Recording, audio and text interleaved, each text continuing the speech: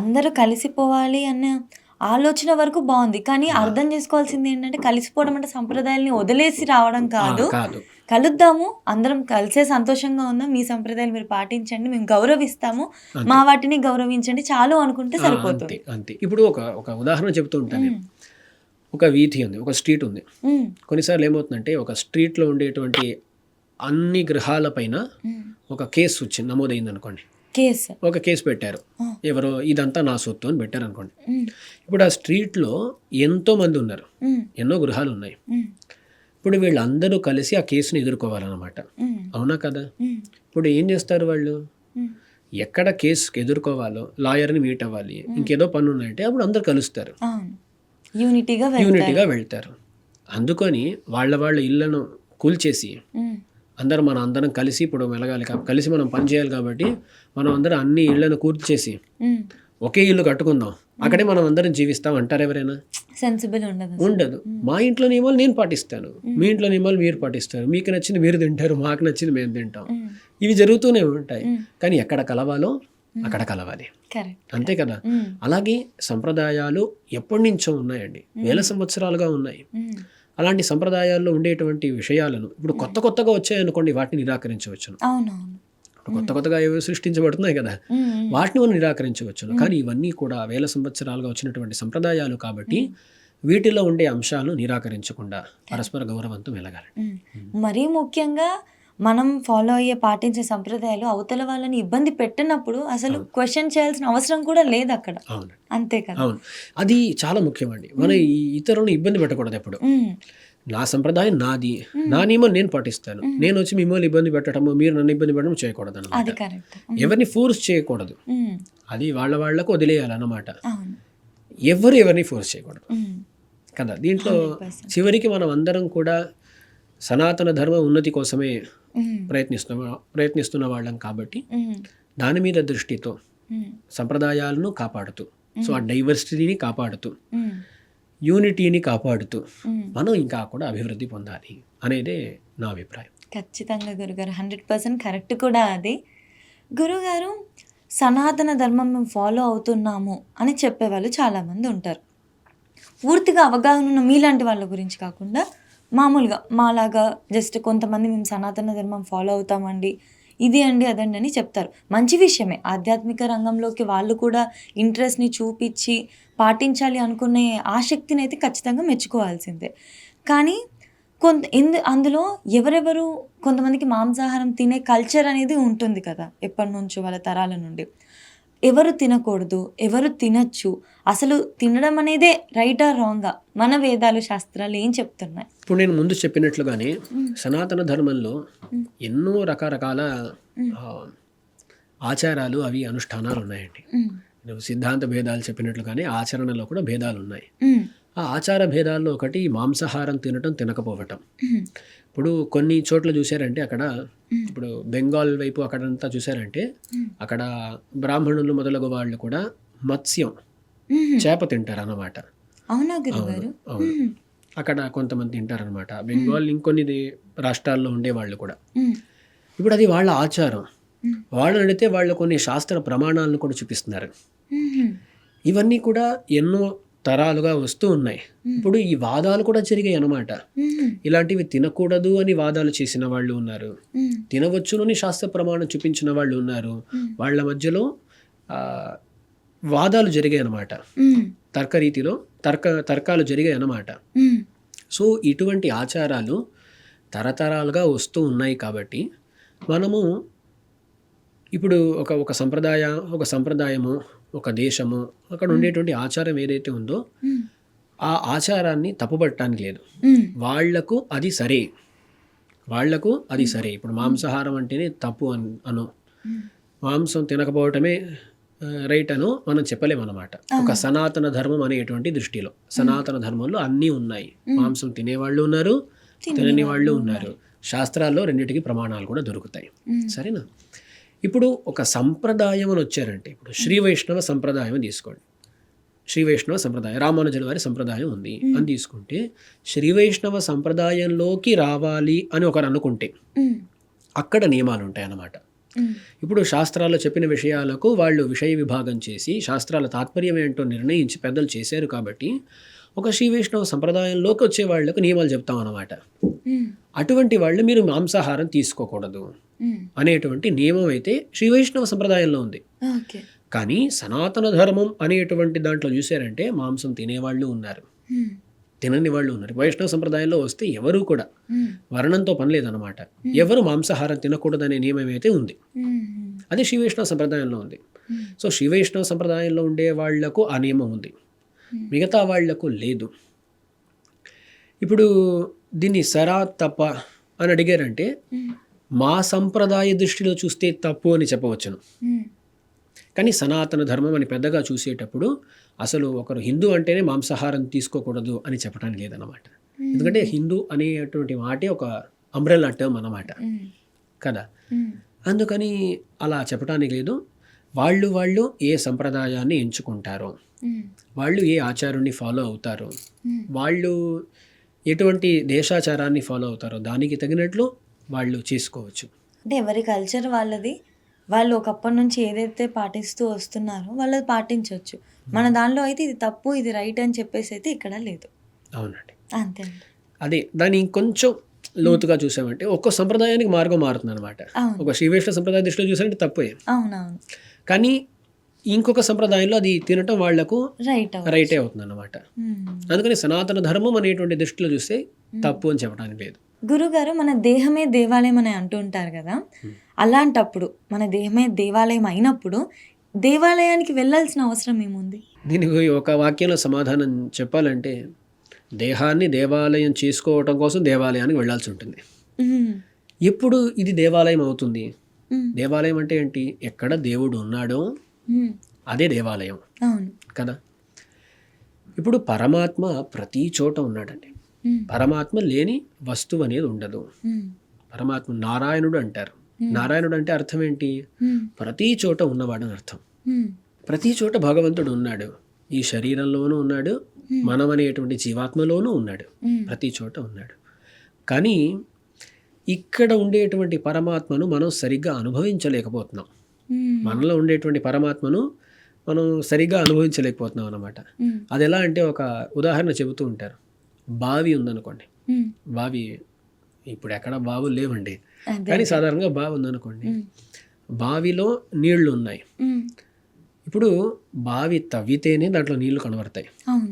ఇప్పుడు మనం ఎక్కడైతే నడుస్తూ ఉన్నామో మన ఇంట్లో, మన కాళ్ళ కిందే నీళ్లు ఉన్నాయి, మంచినీళ్ళు, భూగత జలం ఉంది.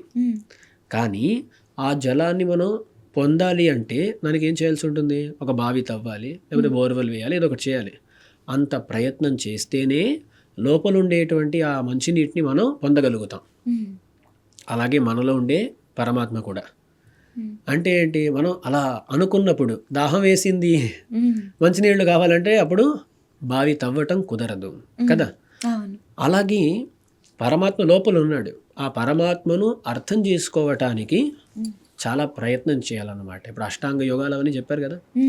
అష్టాంగ యోగం ఎందుకు ఉంది అంటే, పరమాత్మను చివరికి తెలుసుకోవటం కోసమే, పరమాత్మ సాక్షాత్కారం కోసమే. కానీ అష్టాంగ యోగం చేయటం అంటే అది సులువైన విషయం కాదు కదా. అందుకని మనలాంటి వాళ్లకు నేరుగా పరమాత్మ అంతర్యామిని దర్శించుకోవటం అనేది కుదరదు. కాబట్టి మనలాంటి వాళ్ళ కోసం భగవంతుడు దేవాలయాల్లో కూడా దర్శిస్తాడు. ఈ గోడలో భగవంతుడు ఉన్నాడండి అంటే ఎవరికి నమ్మబుద్ధి కాదు. ఇంకోటి, నమ్మినా సరే భగవంతుడు కనబడడు. అలా కాకుండా మన కళ్ళకు కూడా కనబడేట్లుగా, మనం ఇదే పరమాత్మ అని అనుకునేట్లుగా పరమాత్మ కొన్ని మూర్తులను స్వీకరించి తన దివ్యమంగళ విగ్రహముగా భావించి సాన్నిధ్యం చేస్తూ ఉంటాడనమాట. అందుకని మొదటి అడుగు అనుకోవచ్చు. పరమాత్మ దేవాలయాల్లో ఎందుకు ఉన్నాడు అంటే, శ్రీ వైష్ణవ ఆచార్యులు ఏమంటారో తెలుసా? చివరికి ఒక భక్తుని మనస్సులో చేరుకోవటం కోసమే విదేశాల్లో దేవాలయాల్లో ఉన్నాడంటారు. ఎందుకంటే మనం దేవాలయానికి వెళ్తాం, అక్కడ భగవంతునికి ఆకర్షితులం అవుతాం, దాని తర్వాత భగవంతుని గురించి తెలుసుకోవడం ప్రారంభిస్తాం. అప్పుడు చివరికి భక్తి వస్తుంది, భగవంతుడు మన హృదయంలోకి వచ్చేస్తాడనమాట కదా. అందుకని దేవాలయం అనేది మనకు మొదటి అడుగు అన్నమాట. మనం భగవంతుడిని ఎక్కడ ఫీల్ చేయగలుగుతాం, ఎక్కడ చూడగలుగుతాం అనేటువంటి ఇది.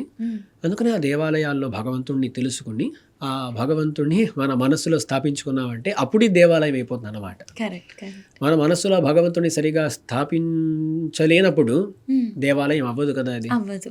అందుకని ఇలా స్థాపించుట కొరకు దేవాలయానికి వెళ్ళాల్సి ఉంటుంది అన్నమాట. ఒకటే ఒక లైన్లో సరైన సమాధానం చెప్పేశారు గురుగారు. ఎందుకంటే దేవాలయమే నిజమే. ఆ దేవాలయాన్ని ఫస్ట్ మనం అది క్రియేట్ చేయాలి అని అంటే గుడికి వెళ్తేనే, వెళ్ళి మనం ఎప్పుడైతే ఆ సాధనని చేసి ఆధ్యాత్మికంగా మనము ఇంప్రూవ్ అవ్వగలుగుతామో, ఇక్కడ పిల్లర్లు ఇక్కడ కూడా దేవుడు ఉన్నాడన్న భావన మనకు కలిగి మనం నమ్మగలుగుతామో, అప్పుడే మన మనసు, మన దేహం దేవాలయంగా దేవాలయం మారుతుంది. అవుతుంది. అవును. గురుగారు విష్ణుమూర్తిని, సాక్షాత్ విష్ణుమూర్తిని జగన్నాథుడు అని అంటారు. ఎందుకు ఇలా పిలుస్తారు? దీని అర్థం ఏంటి? జగన్నాథుడు అనేటువంటి మాటలో రెండు పదాలు ఉన్నాయి, కలిసి జగన్నాథ అని అయిందన్నమాట. జగత్తు, నాథుడు. జగత్తు అంటే జగము. సంస్కృతంలో జగత్ అనే మాటకు అర్థం ఏంటంటే గచ్చతీతి జగత్ అంటారు. నడుస్తూ ఉంటుందన్నమాట. నడుస్తూ ఉంటుందన్నమాట. ఆగదు కదా, మనం ఏం చేసినా జగత్తు అది నడుస్తూనే ఉంటుంది అనమాట. అందుకని దీనికి జగత్ అని పేరు వచ్చింది.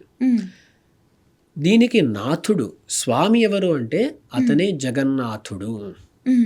ఈ లోకానికి స్వామి భగవంతుడే అనే విషయాన్ని ఈ జగన్నాథ అనేటువంటి పదం చూపిస్తోంది. దీనికి తాత్పర్యం ఏంటి అంటే ఈ జగత్తును నియమించేవాడు భగవంతుడే. అది మాత్రం కాదు, స్వామి అంటే బాధ్యతలు కూడా ఉంటాయి కదా. అందుకని మనల్ని కాపాడేవాడు కూడా ఆ జగన్నాథుడే. నాథుడు అంటే స్వామి. స్వామి అంటే తన దాసుణ్ణి, తన సొత్తును, తన ఆస్తిని కాపాడుకోవాలన్నమాట. అందుకని జగత్తుకి భగవంతుడే నాథుడు కాబట్టి, స్వామి కాబట్టి రక్షించేటువంటి బాధ్యత కూడా భగవంతునికి ఉంటుంది. ఇప్పుడు దాంట్లో ఏం తెలుసుకోవచ్చు అంటే మనల్ని కాపాడేవాడెవడు అంటే భగవంతుడే. జగత్తుకి నాథుడు ఎవడు? అతని. ఇప్పుడు మన సొత్తు ఒకటి ఉందండి, ఆస్తి ఒకటి ఉందనుకోండి, ప్రాపర్టీ. దానికి ఏమైనా ఇబ్బంది కలిగితే, అది ఇప్పుడు ఏం లేదు, మన ఫోన్ ఒకటి ఉంది, దాని ఎక్కడో మనం పెట్టేసాము, పోగొట్టుకున్నాం అనుకోండి, అది బాధపడుతుందా, మనం బాధపడతామా? మనమే బాధపడతాం. దాన్ని పొందడానికి కృషి చేసేవారెవరు? మనమే చేస్తాం. అలాగే మనం కూడా, మనం అందరం, ఒక్కొక్క జీవాత్మ కూడా భగవంతునికి ఒక పెద్ద ఆస్తి లాంటిది. మనల్ని పొందాలి పొందాలి అని భగవంతుడు ఆతృతతో ఉన్నాడు. అది జగన్నాథుడు, మనందరికీ స్వామి. మనం భగవంతుని ఆస్తులం. మనల్ని పొందాలి పొందాలి అని మనమేమో భగవంతుడి నుంచి తప్పించుకోవడానికి ప్రయత్నిస్తున్నాం అన్నమాట. భగవంతుడు వద్దు, నాకు ఈ విషయం కావాలి, ఆ విషయం కావాలి అని. అలా కాకుండా భగవంతుడా నువ్వే కావాలంటే వెంటనే పట్టేసుకుంటాడు అనమాట. ఇంత విషయం అనమాట. జగన్నాథుడు అంటే జగత్తుకు స్వామి, మనల్ని కాపాడేవాడు, మనల్ని పొందాలి అనేటువంటి ఆతృతతో ఉండేవాడు, అతనే జగన్నాథుడు అండి. గురుగారు ఎప్పుడు కూడా ఎల్లప్పుడూ లక్ష్మీదేవి విష్ణుమూర్తి వక్షస్థలం పైనే ఉంటారు. దీనికి గల కారణం ఏంటి? చాలా అందమైన ప్రశ్న ఇది. నీ జవాబు ఇంకా బాగుంటుంది. లక్ష్మీదేవి ఎప్పుడు భగవంతునితోనే ఉంటుందన్నమాట. అందుకే లక్ష్మీదేవికి ఒక పేరు ఉంది, నిత్యానపాయిని అని అంటారు. అపాయం అంటే విడిపోవుట, అనపాయిని అంటే ఎప్పుడు విడవదు. నిత్యానపాయిని ఎప్పుడు భగవంతునితోనే ఉంటుంది. ఎందుకు అంటే ఒక భక్తుడు భగవంతుణ్ణి ఆశ్రయించాలి అని వస్తాడు.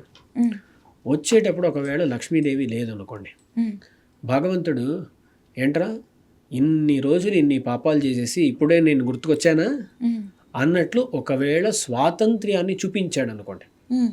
అలా భగవంతుడు చూపించాడు, కరుణామూర్తియే.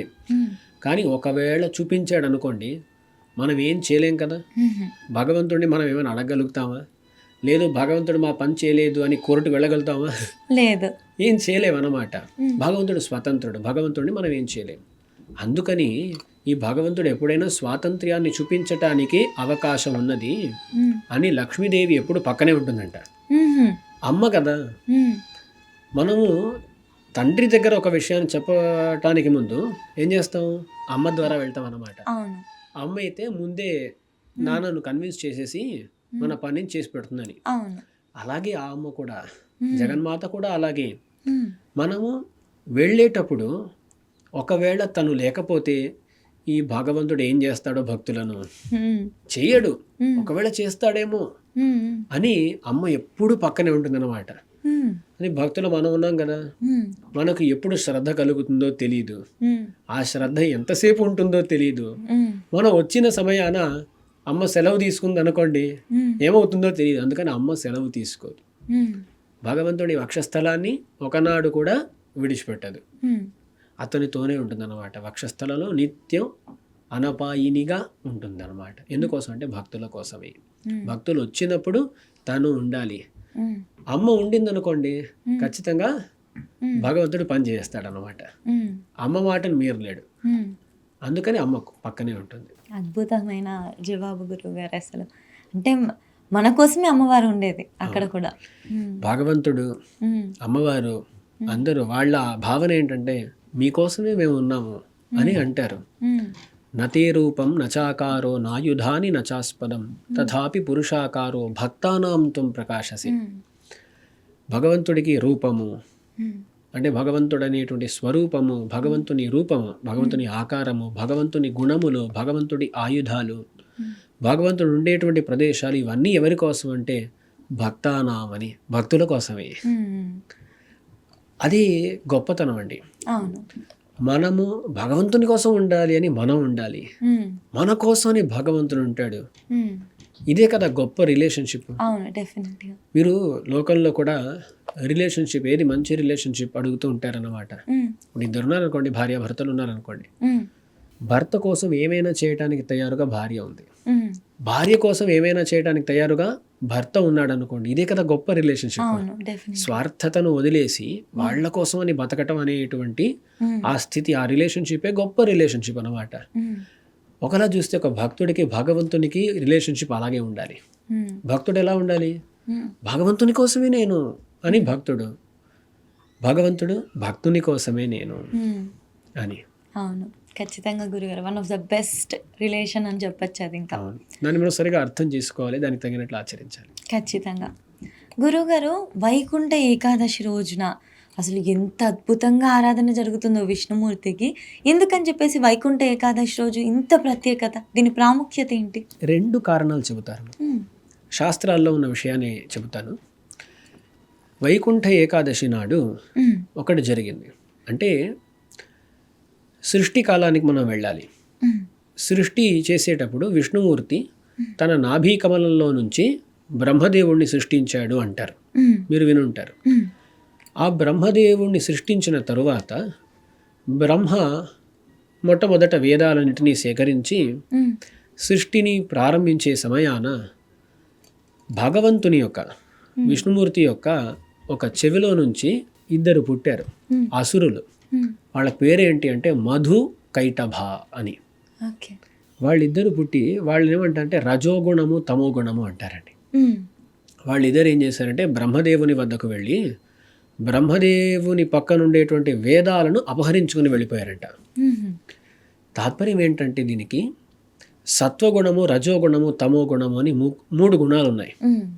సత్వగుణం అనేది జ్ఞానాన్ని వర్ధింపజేస్తుంది, హ్మ్. రజోగుణము తమోగుణం అనేది జ్ఞానాన్ని హరిస్తుంది. హ్మ్. అది ఇక్కడ చూపబడుతుంది అనమాట. మధు కైటభులు అనేటువంటి హ్మ్. రజోగుణము తమోగుణము హ్మ్. వేదం అనేటువంటి జ్ఞానాన్ని అపహరించేశారు. ఓ. ఆ. వాళ్లను విష్ణుమూర్తి తరువాత సంహరించి వేదాలను మళ్ళీ బ్రహ్మదేవునికి అందజేశాడు హ్మ్. అని ఇది ఎన్నో పురాణాల్లో ఉండేటువంటి ఒక చరిత్ర. ఇంకొన్ని గ్రంథాల్లో వచ్చేటప్పుడు ఆ మధుకైటభులకు పరమపదాన్ని ఇచ్చినట్లుగాను హ్మ్. ధనుర్మాసం అంటారు, మార్గశీర్ష మాసంలో హ్మ్. శుక్లపక్ష ఏకాదశి నాడు వాళ్ళ కోసమని వైకుంఠ ద్వారాన్ని తెరిచి వాళ్ళ లోపల పంపినట్లుగాను ఒక కథ చెబుతారండి. హ్మ్. అందుకని వాళ్లను భగవంతుడు అనుగ్రహించి, వాళ్ళు ముందు వాళ్ళ జన్మల గురించి పెద్ద చరిత్ర ఉందన్నమాట, హ్మ్. కానీ వాళ్లకు మోక్షాన్ని ఇవ్వటం కోసం అని వైకుంఠ ద్వారాన్ని తెరిచి భగవంతుడు పంపించాడు అని ఒక కథ చెప్పబడుతోంది. హ్మ్. అందుకని వైకుంఠ ఏకాదశికి ముఖ్యత్వము. హ్మ్. ఆ రోజు భగవంతుడే వైకుంఠ ద్వారాన్ని తెరిచి పంపించాడు కాబట్టి అని. హ్మ్. అది మాత్రం కాకుండా శ్రీ వైష్ణవ సంప్రదాయంలో ఆళ్వార్లు అని ఉండేవాళ్ళండి. హ్మ్. వాళ్ళు గొప్ప భక్తులు. హ్మ్. వాళ్ళు తమిళంలో పాశురాలు అంటే పాటలు పాడారు. 4000 పాశురాలు పాడారు వాళ్ళు. వాటిని దివ్య ప్రబంధాలు అని అంటారు. మీరు ఎప్పుడైనా తిరుమలలో బ్రహ్మోత్సవాలు చూసారా? తిరుమల బ్రహ్మోత్సవాల్లో ఊరేగింపు జరుగుతుంది, ఫోన్లో టీవీలో చూసుంటారు మీరు. అలా వస్తున్నప్పుడు చూసారంటే పెరుమాళ్ళ కంటే భగవంతునికి ముందు గోష్ఠిగా కొందరు వస్తూ ఉంటారు అన్నమాట. పెద్ద గుంపుగా వస్తూ ఉంటారు. వాళ్ళు ఏదో చెబుతూ వస్తూ ఉంటారు. ఏంటి అంటే దివ్య ప్రబంధాలు పాడుతూ వస్తారండి. ఇప్పుడు తిరుప్పావై విన్నారా ఎప్పుడైనా? ధనుర్మాసంలో తిరుప్పావై వైష్ణవులంతా పాడుతూ జరుపుకుంటూ పెద్ద ఉత్సవంలా జరుపుకుంటారు. ఆ తిరుప్పావై కూడా దివ్య ప్రబంధంలో భాగమే. సో ఈ 4000 పాశురాలు అంటారు. వాటిని రచించిన పెద్దలు ఆళ్వార్లు అని దివ్యసూరులు అంటారు. వాళ్ళు వైష్ణవ సంప్రదాయానికి చాలా గొప్ప కైంకర్యం చేశారు అన్నమాట. ఈ శ్రీవైష్ణవ సంప్రదాయాన్ని వర్ధిల చేశారు వాళ్ళు. అటువంటి ఆళ్వార్లలో నమ్మాళ్వార్ అనేటువంటి ఒక ఆయన ఉన్నారు. వారిని షఠకోప, పరాంకుశ అనేటువంటి పేర్లతో కూడా పిలుస్తూ ఉంటారు. ఆ నమ్మాళ్వార్లు పెద్ద భక్తులు అన్నమాట. వారు ఆ వైకుంఠ ఏకాదశి నాడు పరమపదించినట్లుగా చెబుతారన్నమాట. అందుకని వైష్ణవ దేవాలయాల్లో చూశారంటే ఆ నమ్మాళ్వార్ల మోక్షము అనేటువంటి ఒక ఉత్సవాన్ని ఆ ధనుర్మాసంలో మార్గశీర్ష మాసంలో జరుపుతారనమాట. మోక్షోత్సవము అని. అది చాలా అందమైన ఒక ఉత్సవము. శ్రీరంగంలో అయితే అంత వేడుకగా జరుగుతుంది అనమాట.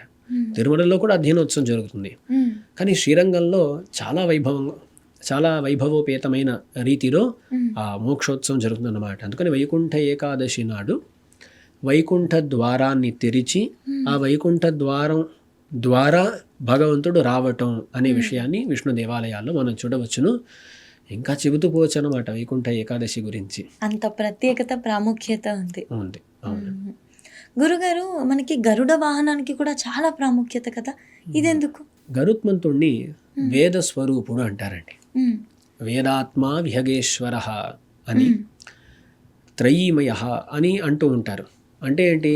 గరుడు అంటే ఇంకెవరో కాదు, వేదమే అని. అటువంటి వేద స్వరూపుడైన గరుడు తన పైన భగవంతుణ్ణి మోసుకొని వస్తే అది ఎలా ఉంటుందంటే వేద ప్రతిపాద్యుడు ఇతనే అని చూపించేట్లుగా. అది కొన్నిసార్లు కొన్ని దివ్యదేశాలు చూసారంటే గరుత్మంతుడు ఇలా ఉంటాడనమాట, చూపిస్తున్నాడు అనమాట.